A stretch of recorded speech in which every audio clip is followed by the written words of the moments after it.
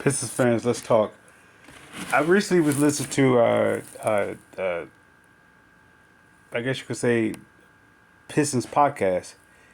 I believe it was Pistons Talk.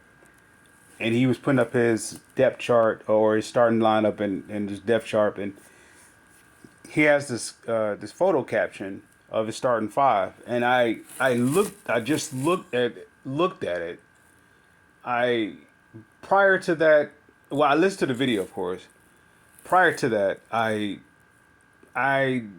didn't give much of a thought because to his starting five because I had my starting five, even his depth chart. My starting five was different, of course. Yet, looking at that image of their starting five, that starting five complements each other so very well. I'm going to say this with the way that this current roster stands right now at this very moment. This would be July 21st, 6:35 p.m. That is on paper, of course. This team is a playoff team. It don't have to take much to be a playoff team in the East. This you're gonna do is get a little groove, go through some hitches, tighten up a little bit, maybe go to another little few more hitches, and then you try to wither out the last quarter of the season with a, let's say, 500 ball, and you're in the playoffs. The East is not that hard because you have your juggernauts, if you will. Those is pretty much you got your top three to top four teams. New York is trying to make themselves one of those top four teams in the East. You have Boston, possibly. Maybe, I don't even know if it's going to be a resurgence of Milwaukee. Outside of Boston, I really don't know. New York, Boston. I want to say those probably your top two tier teams. Atlanta's falling apart. Cleveland is falling apart. I don't know. You're going to say Philadelphia? Maybe. They may be a third, along with the likes of Milwaukee, somewhere around there. So the East is always going to be a toss up. You're going to maybe have your top three teams based off the previous year. They may be in contention for a title. Other than that, it's a given. I mean, it's not a given. Forgive me. It's up for grabs. So I looked at his depth. Going back to the Pistons talk, starting five. He had Beasley and Cade in the backcourt. I couldn't be disappointed by that. For this very reason, he made the point of saying Cade needs someone who could shoot the ball next to him. I agree. Not just that, I believe Cade, I don't know, can Beasley handle the ball? If he can handle the ball, it's going to be extremely profitable for Cade. If he can't handle the ball, it's going to be a problem. He may be able to shoot. Nonetheless, Cade going to need somebody to handle that ball. Because if Cade is handling the ball 90% of the time, I mean, not having the ball in his hand is one thing, but handling the ball is another thing. 90% of the time, y'all going to exhaust Cade. Even if you do have help, you're going to exhaust Cade. So with that being said, I'm going to go with, if I were to take out Beasley, I like the idea of maybe one of the rookies, Holland or Clintman. I want somebody to handle the ball along with Cade. Because if Cade get into a rhythm, I don't want him to have to run up the ball and then, catch what are his spots. I want him to be able to hit his spots and then the ball is coming to him. So I'm in favor of somebody who can handle the ball outside of Cade. So if the only problem about having Ivy there is that Ivy is too small. The reason why that is like a thing for me, if your bigs are big, either they're gonna be 7-footers or they're gonna be long 6 footers. I mean 6'10" long. If they don't have that, then you're gonna have to play bully ball down below. So that's when I don't know how you do it. You're gonna have to. I would substitute Tobias out of that 4 spot, and then I would put the likes of two bigs. You may have to go with Duran and somebody else. Maybe Stewart. My whole thing is if K is going to be if Tate if K is going to have the sole responsibility of carrying this team, you're going to have to make this as simple as possible. It put me in the mind of the Orlando Magics when they had Penny Hardaway when Shaq left. What they did was they brought in Brian Shaw. They moved Nick. It was they starting five with Shaq was there was Penny, Nick, Dennis Scott, Horace Grant, Shaq. Shaq left. They took Penny, put him at the 2, put Brian Shaw at the 1, put Nick Anderson at the 3, and then I think Dennis Scott had left or got hurt or something like that. And then you had Horace Grant. Either he was playing some center, playing power forward, and they had that whoever they filled in at the time. The point of what I'm saying with your backcourt, if Penny's going to be your primary scorer, he shouldn't have to carry the ball up the court. Same thing such as Jordan. Jordan, at his first year up under Doug Collins, I believe, I think he was averaging like close to 11 assists, and they had him playing point guard. But the problem is he was their primary scorer. So you asking him to do so this is the problem that I have with Beasley being in the starting lineup. I need someone, not somebody who would take it off the glass and go, but I need somebody that could be able to run. I want to say point guard, even if it's a point forward. So this is why I believe Klintman played point guard in the high school or college, I believe. And this is the reason why I guess he's showcasing his passing ability. If that's the case, then I will start him next, even though he is whatever height. I'll start him next to Cade. He can shoot the ball, so that's not a problem. He gonna give me defense, that's not a problem. They're gonna have the size advantage in that backcourt, which is going to be a plus. And then at the same time, if you needed to switch, he can switch. So I would like the idea of Klintman being in that offense if he can handle the rock. If he can handle the rock, I don't want Cade with that responsibility of handling the rock. Cade is going to have the ball in his hand majority of the time when he's on the floor. I mean, when they're going through their sets. So if I got somebody running the ball next to Cade, I don't know much about basketball, but I'm going to guess it works like this.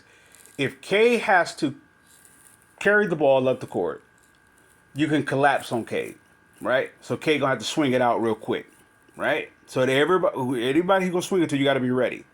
Or somebody else run it up, Cade getting to his spots, but you focusing on where the ball is. Now, Klintman is like I'm throwing Klintman in this lineup for every reason.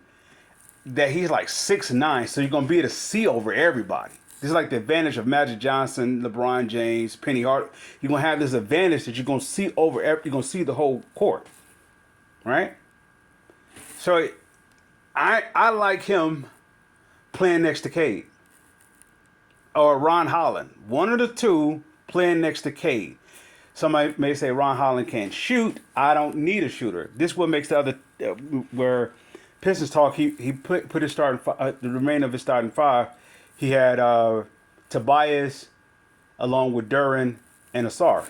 I don't have to shoot. Somebody may say Asar can't shoot and Holland can't shoot. You can't score. That's how I'm looking at it. I have Cade is going to give me some points. Tobias is going to give me some points. However, if you sag off of, who are you going to sag off of? Because you said it can't shoot, but there's other ways to score the ball. Holland is showing that he can shoot the 3-ball. It may not be at the mark that the NBA average may be. But yeah, he's going to, if he was getting you 20 points a game, he's going to get his baskets, right? So that's all you would need from him. You need him to focus on defense, him and Asar to focus primarily on defense, right? which is going to be possession ball. You, it's more ways to win than it is this modern day. More ways to win in this modern day era than shooting threes. Majority of teams that shoot the threes is not really playoff teams. I mean, I don't know. Maybe I'm not playoff team. I mean championship teams. Maybe I'm wrong. Dallas maybe would probably no, who won it? Boston. Well, Boston were they a predominantly 3-point shooting team? Denver. I'm looking at the champions. Would they or can they play defense, play playoff ball or smart IQ ball, and then hit the three? Basic basketball. I don't know. Maybe I don't know. I don't know. I could be totally off. But with that, going back to my starting five, I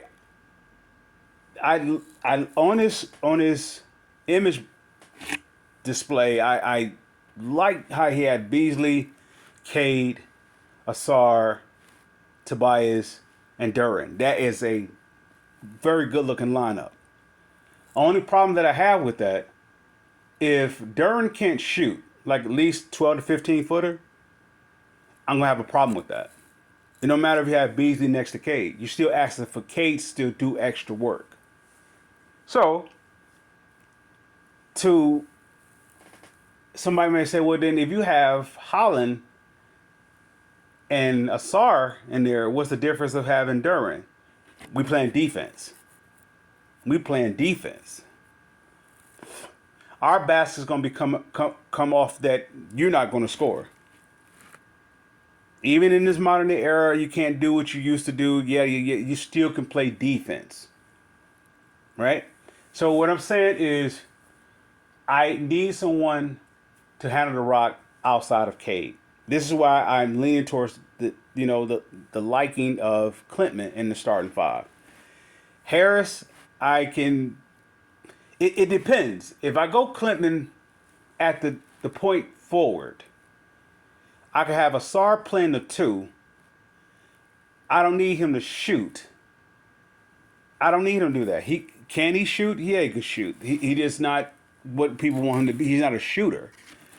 So, but I can live with that. If Klintman is in there, I know he can shoot. I know Harris can shoot. Everybody else, I know Cade can shoot. Duren and Asar is going to give me my defense. However, if Klintman is running if there's any traces of what he's shown in the summer league will carry over to the regular league, he can see the court very well. He can see the court very well. With that, if he's coming, he's going to hit Asar and Duren and stride. He's going to hit them. Because I'm watching how he was taking the ball, and looking for his teammates, and how many times he got Asar involved. I mean, not Asar, Holland involved. Even though Holland was having not so much of a good shooting a shooting session, but I don't know. Maybe I'm just off the mark as But give me my starting five would be Klintman, Cade. If Asar has somewhat increased his jump shot, then he'll start. Other than that, I'm going to go with Fontecchio at the three. And give me Tobias. No, let's go this way. If Asar's not ready, give me Harris at the three. Give me Stewart at the four. Give me Duren at the five. If Asar's not ready with his jump shot, give me Fontecchio. No, give me Harris. Give me. Let's do this over. I have Klintman, Cade, Tobias, Stewart, and Duren.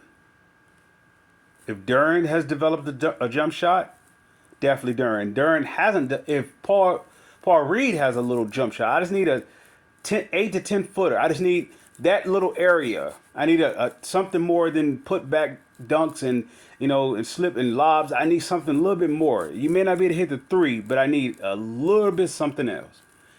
Any which one that gives me that, either Stewart, Duren, or Reeds. One of them, whichever one can give me that little jump shot, they definitely have a starting spot. But I will go with Clintman or Holland next to Cade, along with Tobias, and whichever one of those three bigs got a jump shot, they'll play the four, and I deal with the other individual who doesn't have the jump shot at the five. So I don't know how that will work out, but that will be yet to be said until training camp. So for the official, to make it official, Cade, Clintman,